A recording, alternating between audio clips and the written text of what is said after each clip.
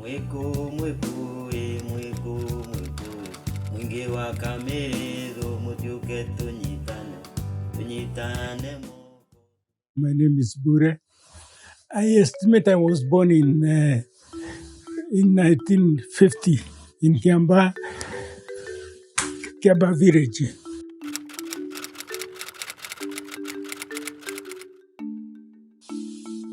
Striking memories, people were fighting for independence, and the country was about to attain independence. During childhood, we used to go to the coffee plantations and pick coffee, and you get paid. All the while we realized we were not being paid what we worked for.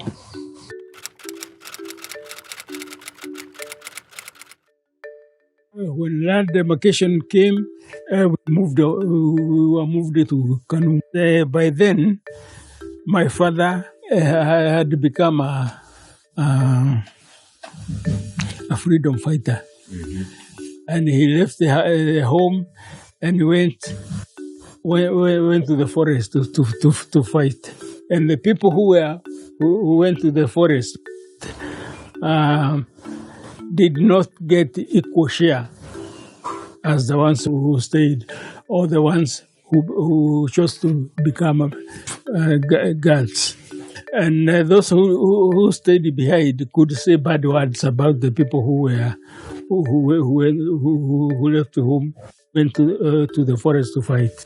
Women were involved in distributing or cooking or providing food to the fighters.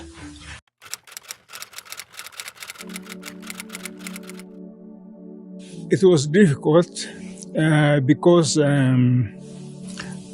I was often sent at home to go and do something about school fees. By then we used to pay school fees. When I reached primary standard 4, I started writing. And what I was writing was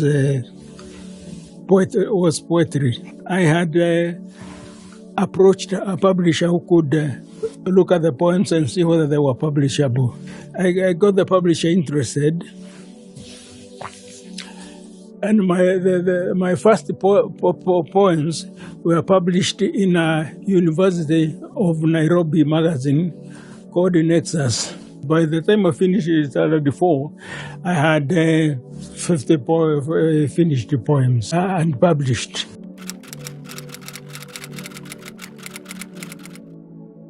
When my first poems were published, they wrote a footnote that I had submitted 50 poems. They were all good. They said I was to drop out of school because there was no one to pay the fees for me. And this is the footnote. Sam Mbure, a young Kikuyu, reached standard 7, but has had to stop school. Although he has been trying his hard at poetry for only 1 year, he brought us about 50 finished poems, the 3 above our selection. When they said that, so many people came to my appeal. And Akina Ngũgĩ Thiong'o, Taban Loliong, and so many other people, they came to my assistance.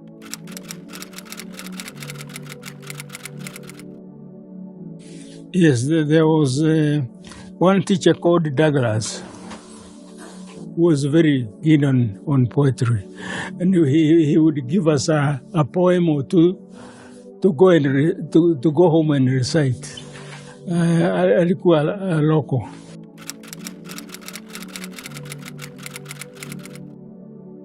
Ngũgĩ read the poems that appeared in the University of Nairobi Nexus.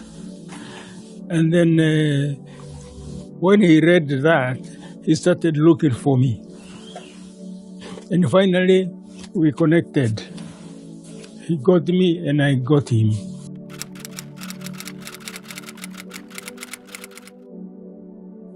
After high school, I went to a college. And I did 2 years of study. It was a secretarial course to begin with. I was awarded a certificate.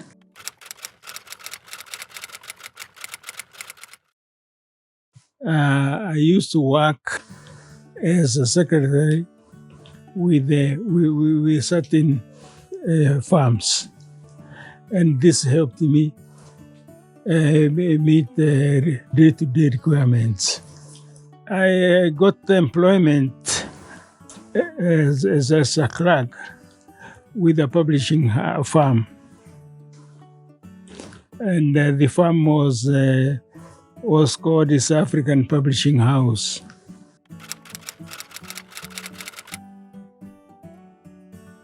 I can mention that the first job I did was a writer by the name Jamongi. I think it was called Kakas for Hearts. I was given the manuscript by the editor to see whether we could publish it. And I passed it on as publishable. And I think I was proud to see a writer born, you know. Major Mwangi is still a writer in his own right.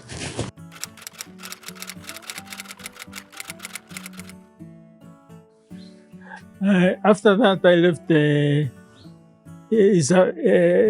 African Publishing House and went to another company, 20th Century Fox. There I was a theater publicity and advertising manager, reading all the stories that came with the films. Then I got an opportunity to go back to publishing. Mm-hmm. And I went to Oxford University Press and stayed with them for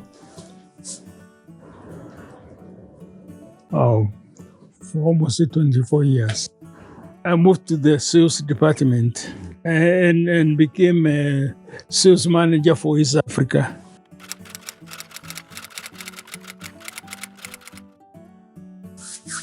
They rejected some manuscript and they accepted some manuscript. And publishing was a cutthroat business. Because even today, if you take a manuscript to a publisher, no matter how good, unless the publisher feels that it has a chance to compete against other books, they won't touch it.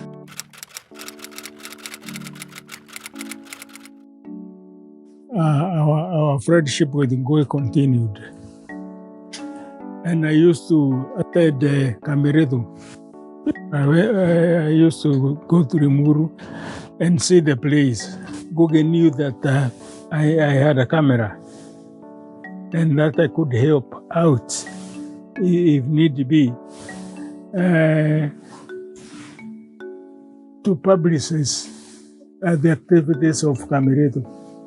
So he came to me and asked me whether I could involve myself with the Kamĩrĩĩthũ, which I said yes, because of the things he had done for me. I was the press officer, and I could take photographs, and give them to the press.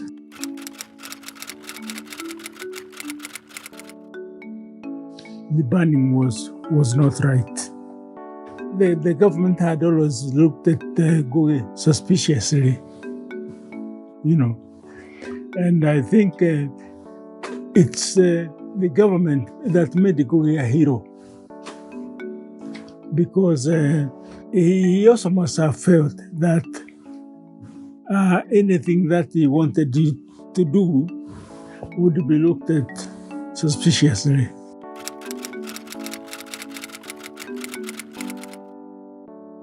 Well, it made me afraid of the government. And in fact, I had to write my poems using synonyms, not calling myself Sam Mbure, but under another name. One, because of my relationship with Ngũgĩ. That made the government look at me like someone who was a threat.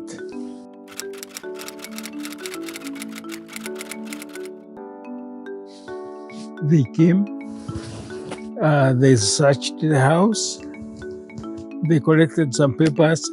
I cannot say whether they were subversive or not, but they collected some papers and they left. They made me not concentrate on my work. And in fact, there was a time, just the time I was writing under a pseudonym, that I almost gave up writing because of the threat that I had.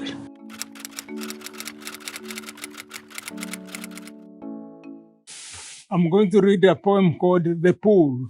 When the rains come, the pool is where you find the frogs. The water is clear and cold. The pebbles seem 1,000 years old.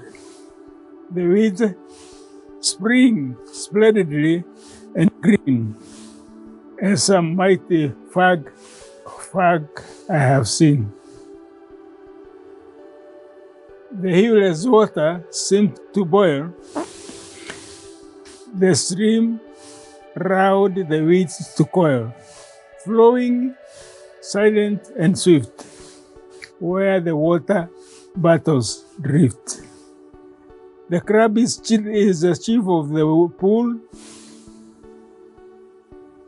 He has his own laws and rules, which bids himself and the tadpole for a happy living as a whole. Now, this is one of the poems that Ngũgĩ saw many years ago, and started looking for me. I can read the second poem. It's called On a Certain Superstition. Here, folks, I studied, but where is the fig? To change it to a lance is a profit big. And further, it means to enjoy the best, while the son of woman never gets rest. There's a belief that if a girl goes around the fig tree 7 times, sio msichana tena atakuwa mwanaume. So I was writing this poem in response to a belief that if a woman changes to a man, it's a profit big. The third poem I want to read is a companion.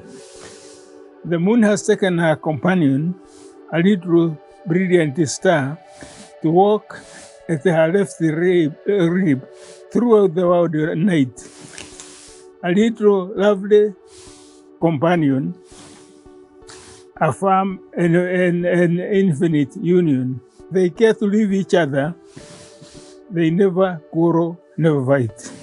So I ask myself, for I fail to understand why one must take his companion and likewise happy be.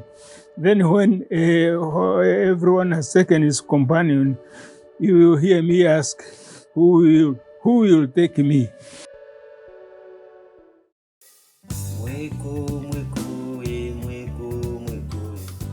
Mwĩkũ mũingĩ wa Kamĩrĩĩthũ mũtiũke tũnyitane moko tũthondeke itũũra. Mwĩkũ